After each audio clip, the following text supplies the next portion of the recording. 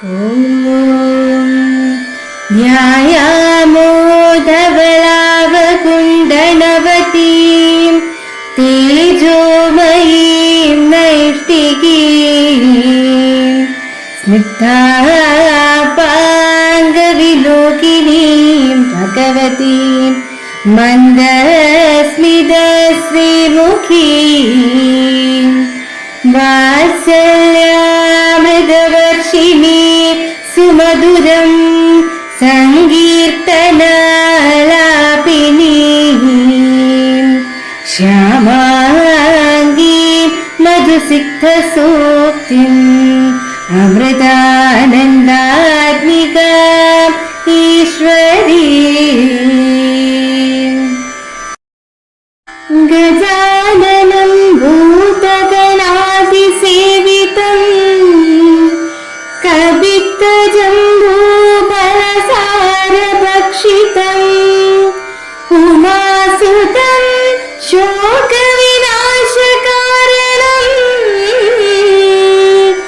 നമാമി വിഘ്നേശ്വര പാദപങ്കജം കൂജന്തം രാമ രാമേതി മധുരം മധുരാക്ഷരം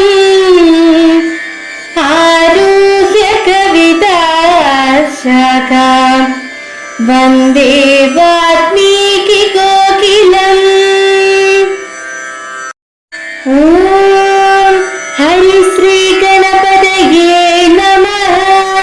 അവിഘ്നമസ്തു. ശ്രീരാമ രാമ രാമ ശ്രീരാമചന്ദ്ര ജയ. ശ്രീരാമ രാമ രാമ ശ്രീരാമഭദ്ര ജയ. ശ്രീരാമ രാമ രാമ സീതാഭിരാമ ജയ. ശ്രീരാമ രാമ രാമ ലോകാഭിരാമ ജയ. ശ്രീരാമ രാമ രാമ രാവണാന്തക രാമ. ശ്രീരാമ മമ ഹൃദി രമതാം രാമ രാമ. ശ്രീരാഘവാത്മാ രാമ. ശ്രീരാമ രമാപതി. ശ്രീരാമ രമണീയ വിഗ്രഹ നമോസ്തുതേ. ശ്രീരാമ രമണീയ വിഗ്രഹ നമോസ്തുതേ.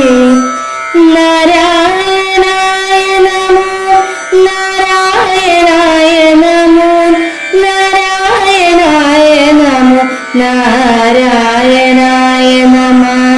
നാരായണായ നമോ നാരായണായ നമോ നാരായണായ നമോ നാരായണായ നമ. ശ്രീരാമനാമം പാടി വന്ന പൈങ്കിളിപ്പെണ്ണേ, ശ്രീരാമചരിതം നീ ചൊല്ലിടുമടിയാതെ. ശാരിക പൈതൽ താനും വന്ദിച്ചു വന്യന്മാരെ. ശ്രീരാമസ്മൃതിയോടെ പറഞ്ഞു തുടങ്ങിന. ഉത്തമേ കേട്ടുകൊള്ളുക മുക്തി വന്നിടുവാനായി മുഖ്യ സാധനമല്ലോ സജ്ജന സംഘം. പിന്നെ മൽക്കഥാലാപം രണ്ടാം സാധനം. മൂന്നാമതും മദ്ഗുണേരണം. പിന്നെ മധ്വജോ വ്യാഖ്യാതൃത്വം. മൽക്കലാജാതാചാര്യോപശാനമഞ്ചാമതും പുണ്യശീലിത്വം. യമനീയമാദികളോടുമെന്നെ മുട്ടാതെ പൂജിക്കുന്നുള്ളതാറാമതും മന്മന്ത്രോപാസത്വമേഴാമതും. എട്ടാമതും മംഗലശീലേ കേട്ടു ധരിച്ചു കൊള്ളേണം നീ. സർവഭൂതങ്ങളിലും മന്മതിയുണ്ടാക്കുകയും സർവദാ മൽഭക്തന്മാരിൽ പരമാസ്തിക്യവും. സർവബാഹ്യാർത്ഥങ്ങളിൽ വൈരാഗ്യം ഭവിക്കയും സർവലോകാത്മനാ ഞാനെന്നെപ്പോഴും ഉറയ്ക്കയും. മത്തത്വ വിചാരം കേളമ്പതാമതും ഭദ്രേ. ചിത്തശുദ്ധിക്കു മൂലമാതി സാധനം നൂനം.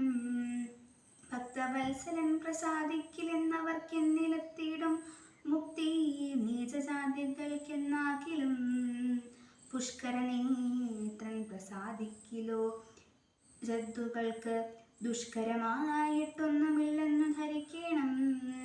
ശ്രീരാമഭക്തി തന്നെ മുക്തിയെ സിദ്ധിപ്പിക്കും. ശ്രീരാമപാദാംഭോജം സേവിച്ചു കൊള്ളുക നിത്യം.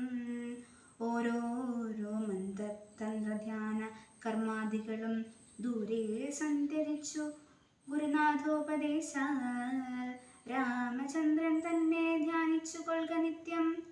ശ്രീരാമമന്ത്രം ജപിച്ചിടുക സദാകാലം. ഓം അമൃതേശ്വരി നമഃ. ആധ്യാത്മരാമായണം ആരണ്യകാണ്ഡത്തിലെ ശബരിയാശ്രമ പ്രവേശവും ശബരി ഉപദേശവുമാണ് ഇന്നിവിടെ പാരായണം ചെയ്തത്. സീതാന്വേഷണാർത്ഥം ശബരിയാശ്രമത്തിൽ എത്തിച്ചേർന്ന ശ്രീരാമലക്ഷ്മണന്മാരെ ഫലമൂലാദികൾ നൽകിയും പാദാഭിഷേകം ചെയ്തും ശബരി സ്വീകരിക്കുന്നു.